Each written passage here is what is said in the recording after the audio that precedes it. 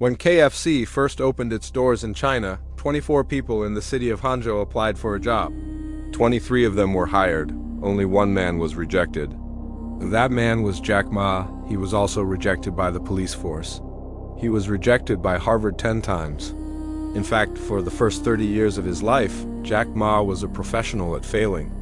But he had one thing his bullies and the hiring managers did. He was the only person in China who saw the ghost in the machine.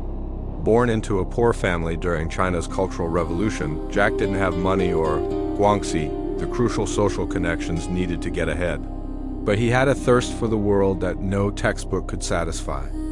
For 9 long years, Jack woke up at 5 a.m. and rode his bicycle 45 minutes, rain or shine, to the main hotel in Hangzhou. He wasn't looking for a job. He was looking for conversations. He offered free tours to foreign tourists just to practice his English. It was through these daily interactions that he realized the world was much, much bigger than the books in China said it was. This wasn't just about language. It was about perspective. Then, in 1995, his life changed forever. Jack went to America for the first time as a translator. In a friend's apartment in Seattle, he saw a computer and touched a keyboard for the very first time. He was terrified he'd break it. His friend encouraged him to search for something, anything. He tentatively typed the word beer. He saw American beer, German beer, but not a single result for Chinese beer. He tried another search. China. The result? Data not found. It was a blank screen. In that moment, the entire internet was a ghost town for his country of over 1 billion people. And Jack Ma realized, if China wasn't on the internet, he would be the one to put it there.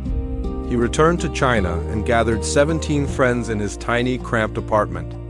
With a wild look in his eye, he told them they were going to build a company. Not just any company, but a company that would last 102 years. They called it Alibaba.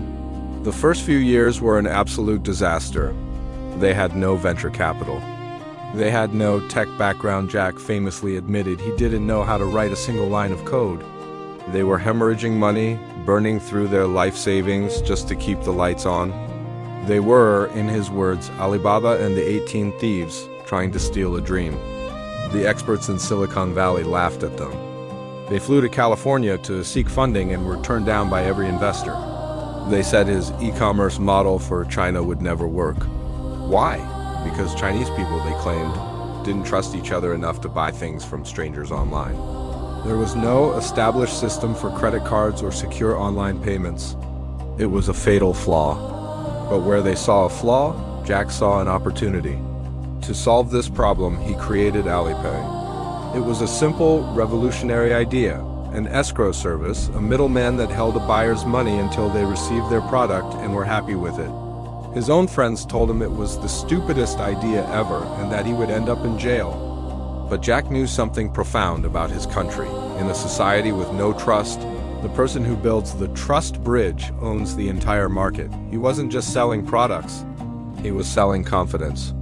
Fast forward to 2014, the man who was once rejected by KFC stood on the podium of the New York Stock Exchange. Confetti rained down as he rang the opening bell. Alibaba went public in the largest IPO in world history, raising an astonishing $25 billion. Jack Ma wasn't just a former English teacher anymore. He was the richest man in China. He had built an entire ecosystem that allowed millions of small businesses, the little guys, to sell their products to the world. He turned an obscure Chinese holiday, Singles Day, into the biggest shopping event on the planet, a 24-hour frenzy that dwarfs Black Friday and Prime Day combined. So, what's the secret? Jack Ma's favorite movie is Forrest Gump? Why? He says it's because Forrest never cared what other people thought of him.